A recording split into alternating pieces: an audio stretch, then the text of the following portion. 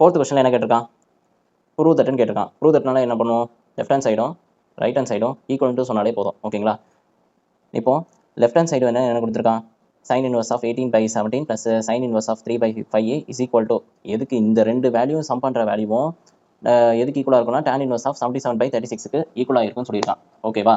So நான் என்ன பண்ண போகிறேன்னா, போன கொஸ்டின் மாதிரி இது இல்லை. ஏன்னா இந்த இடத்துல இன்கேஸ் அது வந்து இது வந்து ஒரு எக்ஸ் வேல்யூ, இந்த ஒய் வேல்யூ ரெண்டும் சேமாக இருந்துச்சுன்னா போன கொஸ்டின் மாதிரி போட்டிருப்பேன். ஏன்னா போன கொஸ்டினோட ரெஃபரன்ஸ் இங்கே இல்லை, இது ரெண்டும் நாட் ஈக்குவலாக இருக்குது. ஓகேவா. ஸோ அப்போ என்ன பண்ண போகிறேன்னா, இப்போ இதுக்கு கிடைக்கிற எக்ஸோட வேல்யூவை அதை டேனால மல்டிப்ளை பண்ணிடுவேன், அதை டேனுக்கு கொண்டு போயிடுவேன். அதே மாதிரி இதுக்கு ரெண்டாவது டீட்டா வேல்யூ இருக்கான் பார்த்தியா, இந்த வேல்யூ வந்து இன்னொரு டேன் டீட்டாவாக எடுத்துப்பேன். இது ரெண்டு டேன் டீட்டாவையும் சம் பண்ணி கொண்டு வர அவுட்புட்டு தான் உங்களுக்கு வந்து ரைட் ஹேண்ட் சைட் வேல்யூவாக இருப்பான். ஓகேவா. ஸோ ஒன்று ஒன்றும் தனித்தனியாக பிரித்து எழுத போகிறேன். என்னென்னா sin inverse of 8/17 எப்படி எழுதுனான்னா எக்ஸ்ன்னு எடுத்துக்கிறேன். அதாவது இங்கே டீட்டாக்கு பதிலாக நான் எக்ஸ்ன்னு எடுத்துக்கிறேன். ஓகேவா. வேறு எந்த ஒரு டிஃபரன்ஸ் இல்லை. ஸோ சைனை அங்கே கொண்டு போயிட்டா 8/17 இஸ் ஈக்குவல் டு sin எக்ஸ்ன்னு இருந்திருக்கும். ஸோ அப்போ sin எக்ஸை வந்து எப்படி சொல்லலாம், இது வந்து ஆப்போசிட்னு எழுதலாம், இது வந்து ஹைபோதெனஸ்ன்னு எழுதலாம். ஓகேவா. தென் நமக்கு ஆல்ரெடி தெரியும் இதை வந்து நம்ம டேனாக மாற்றணுன்ட்டு. ஸோ அதனால் base square plus opposite square is equal to hypotenuse square. ஓகேவா. ஸோ பேஸ் வந்து உங்களுக்கு தெரியாது. ஸோ பேஸ் தான் நம்ம கண்டுபிடிக்க போகிறோம். Base is equal to opposite value வந்து உங்களுக்கு 8, ஹைபோதெனஸ் வேல்யூ வந்து உங்களுக்கு 17 ஸ்கொயர் பண்ணால் 289 மைனஸ் ஆப்போசிட்டை இங்கே கொண்டு வந்துட்டேன். ஸோ 8 8 64. ஸோ பேஸோட வேல்யூ என்னவாக இருக்குன்னா B square is equal to 225. So 15 square தான் உங்களுக்கு வந்து பேஸோட வேல்யூவாக இருந்திருப்பான். So B is equal to 15. So இதை நம்ம என்ன பண்ண போகிறோன்னா டேனுக்கு மாற்ற போகிறோம். அப்படி தானே. அப்போ tan x is equal to opposite by hypotenuse எழுதுவோமா. நமக்கு ஆப்போசிட் வேல்யூ வந்து 8ன்னு தெரியும், ஹைபோதெனஸ் வேல்யூ தான் நம்ம கண்டுபிடிச்சிருக்கோம், அது வந்து 15 எழுதிட்டோமா. இப்போது இங்கே இருக்க போத் சைடு tan இன்வெர்ஸால் மல்டிப்ளை பண்ணுறேன். ஓகேங்களா. ஸோ மல்டிப்ளை பண்ணுறதுனால x is equal to tan inverse of 8/5ன்னு எழுதுவோம். ஓகேவா. இப்போ நமக்கு ஒன் ஆஃப் த எக்ஸ் தான் கண்டுபிடிச்சிருக்கோம், இனி நம்ம ஒய் கண்டுபிடிக்கணும். அந்த ஒய் யாரு, இவன் தான். sin இன்வெர்ஸ் ஆஃப் 3/5 தான் உங்களுக்கு வந்து ஒய் வேல்யூ. ஸோ அவனை நம்ம கண்டுபிடிக்கணும். நெக்ஸ்ட்டு அதையும் நம்ம கண்டுபிடிச்சிட்டு அண்டர் அடிஷன் பண்ணாலே முடிஞ்சு போச்சு. ஓகேங்களா. தென் இப்போ ஒய்யை கண்டுபிடிக்க போகிறோம். Y is equal to sin inverse of 3/5. ஓகேங்களா.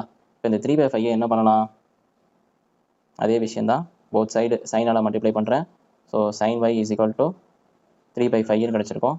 இது வந்து உங்களுக்கு opposite, then hypotenuse opposite by base தானே கிடச்சிருக்கோம். போன வாட்டி தப்பாக தான் எழுதியிருக்கேன், கிறுக்க மாதிரி பேசுறியடா டேய்.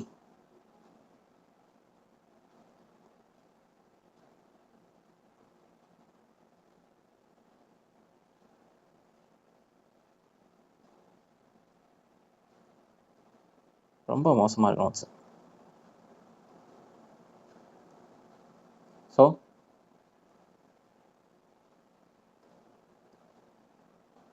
இப்போ நம்ம tan தான் கண்டுபிடிக்க போகிறோம். ஸோ அதனால் tan x is equal to எப்படி எழுதலாம், ஆப்போசிட் பை பேஸ்ன்னு எழுதலாமா.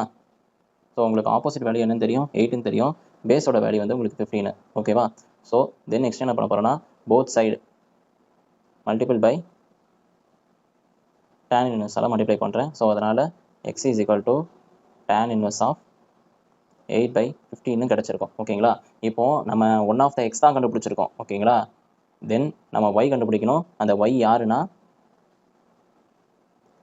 sin inverse of 3/5. அவன் தான் நம்ம ஒய்யை, அந்த ஒய்யை எடுத்துக்கிட்டு தென் அவனை வந்து நம்ம டேனாக மாற்ற விரும்புகிறோம். ஸோ தென் அதை மாற்றிட்டு அந்த அடிஷனில் போட்டு நம்ம கொண்டு வந்துட்டாலே முடிஞ்சு போச்சு, நம்மளோட ஃபைனல் அவுட்புட் கிடச்சிரும். ஓகேங்களா. இப்போது y is equal to sin inverse of 3/5ன்னு கிடச்சிருக்குமா. இப்போது தென் என்ன பண்ண போகிறோன்னா போத் சைட் மல்டிபிள் பை சைனால் மல்டிப்ளை பண்ணுறேன். So sin y is equal to 3/5. இதை வந்து ஆப்போசிட்டு, இது வந்து ஹைபோதெனஸ். தென் நமக்கு ஆல்ரெடி தெரியும் base square plus opposite square is equal to hypotenuse ஸ்கொயருன்ட்டு. ஸோ இப்போ நம்ம இதை அப்படியே டேனுக்கு மாற்ற விரும்புறதுனால நம்ம இந்த மாதிரி பண்ணுறோம். ஓகேங்களா? ஸோ பேஸ் ஸ்கொயர் தான் நம்ம கண்டுபிடிக்க போகிறோம். பேஸ் ஸ்கொயர் ஹைபோதனஸ் வேல்யூ வந்து 25 மைனஸ் 9 உங்களுக்கு 16 கிடைக்கும். ஸோ அதனால் பேஸ் வேல்யூ வந்து உங்களுக்கு வந்து 4ன்னு கிடைக்கும். ஓகேவா? தென் 4ன்னு கிடைக்கிறதுனால இப்போ நம்ம என்ன பண்ண போகிறோம்? டேனில் எடுத்து சப்ஸ்டியூட் பண்ண போகிறோம். So tan x is equal to opposite by base, இது tan yன்னு எடுத்துக்கலாம். ஆப்போசிட் பை பேஸு, தென் ஆப்போசிட்டோட வேல்யூ வந்து உங்களுக்கு 3a, இங்கே வந்து 3a. ஓகேங்களா? நீங்கள் அந்த ஆப்போசிட் எடுத்துக்கூடாது, இங்கே வந்து 3a. ஓகேங்களா? ஸோ 3 பை பேஸோட வேல்யூ வந்து 4. இப்போ போத் சைடு tan இன்வெர்ஸால் மல்டிப்ளை பண்ணுறேன். tan இன்வெர்ஸால் மல்டிப்ளை பண்ணால் y is equal to tan inverse of 3 by 4ன்னு கிடச்சிருக்கும். தென் இப்போது நம்மளுக்கு வந்து எக்ஸும் ஒய்யும் கண்டுபிடிச்சிட்டோம். எக்ஸோட வேல்யூ வந்து இப்போ ரெண்டுத்தையும் ஆட் பண்ண போகிறோம். tan inverse x plus tan inverse of ஒய்ன்னு ஜஸ்ட் ஆட் பண்ண போகிறோம். ஓகேங்களா? இப்போ tan இன்வெர்ஸ் ஆஃப் எக்ஸ், அதாவது tan இன்வெர்ஸ் ஆஃப் எக்ஸ்ன்னு சொல்கிறது வந்து ஃபஸ்ட்டு வேல்யூ என்ன கிடச்சிச்சு? tan இன்வெர்ஸ் ஆஃப் 8/15 கிடச்சிச்சு. ப்ளஸ்ஸு tan இன்வெர்ஸ் ஆஃப் லாஸ்ட்டாக என்ன கிடச்சிச்சு? 3/4ன்னு கிடச்சிருக்கு. ஓகேங்களா? இப்போது இதை வந்து இது ரெண்டும் வேறு வேறையாக இருக்குது. இப்போ நம்ம இதை வந்து ஒன்றாக்கணும். ஒன்றாக்கினா தான் அந்த ரைட் ஹேண்ட் சைடுக்கு போட்டு வர மாதிரி முடியும். ஸோ அதனால் நான் என்ன ஃபார்முலா யூஸ் பண்ண போகிறேன்னா, டூனோ tan inverse of x plus tan inverse of ஒய்யை வந்து எப்படி எழுதுறான்னா, tan inverse of x minus, அதாவது எக்ஸ் ப்ளஸ் ஒய்ஏ, இங்கே அண்டர் அடிஷன் போட்டுருக்கனால ப்ளஸ் இங்கே போட்டுக்கிறோம். தென் 1 மைனஸ், இங்கே ப்ளஸ் போட்டோன்னா இங்கே நெகட்டிவ் போட்டுக்கோங்க. ஓகேங்களா? அடிஷன்னா அடிஷனு, இன்கேஸ் நெகட்டிவில் கேட்டிருந்தேன்னா இங்கே நெகட்டிவ் கொடுத்துட்டு இங்கே ப்ளஸ் போட்டுருங்க. ஓகேங்களா? இப்போ இங்கே அடிஷன் கேட்டிருந்தீங்கன்னா ப்ளஸ் நெகட்டிவ் எக்ஸ் ஒய் அப்படின்னு எழுதிக்கலாம். ஓகேவா?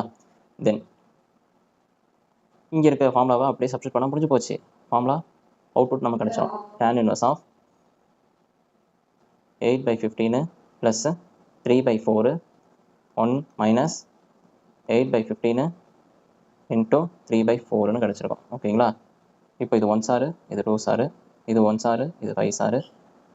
ஸோ 2/5ன்னு இருக்குது. 1 minus 2/5 tan inverse of LCM எடுக்க போகிறோம். எல்சிஎம் வந்து 15 4.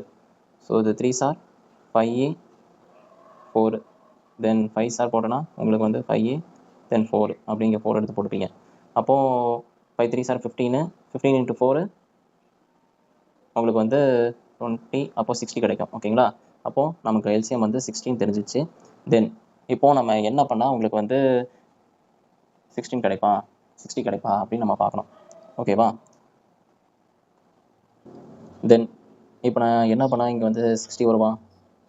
15 4 சார் உங்களுக்கு 60 வருவான். ஸோ நியூமரேட்டர் டினாமினேட்டரையும் 15ஆல் மல்டிப்ளை பண்ணுறேன். 3 5 சார் வந்து உங்களுக்கு வந்து 45 வருவான். தென் 15 4 சார் வந்து உங்களுக்கு 60 வருவான். ஸோ நியூமரேட்டரும் அதேமாதிரி 4ஆல் மல்டிப்ளை பண்ணேன். 4 சார் வந்து உங்களுக்கு 32 வருவான். அண்டர் அடிஷன் டிவைடட் பை, இப்போ கீழே இருக்க நியூமரேட்டர் வந்து இங்கே மேலே 5ஆக போயிடுவானா, அப்போ 5 மைனஸ் 2 டிவைடட் பை 5ன்னு கிடச்சிருப்பான். ஓகேங்களா? நெக்ஸ்ட் என்ன பண்ணலாம்? இப்போது 45 ப்ளஸ் 32 வந்து உங்களுக்கு 77 வருவான். ஸோ 77 டிவைடட் பை 60, தென் 3/5ன்னு கிடச்சிருப்பான். இது 1 சார், இது 12 சார். ஓகேவா? தென் இப்போ 5வது கொஸ்டினில் என்ன கேட்டிருக்கான்? cos inverse of 4/5 plus cos inverse of 12/13 is equal to cos inverse of 33/65 அப்படின்னு நம்ம ப்ரூவ் பண்ணணும். ஓகேங்களா?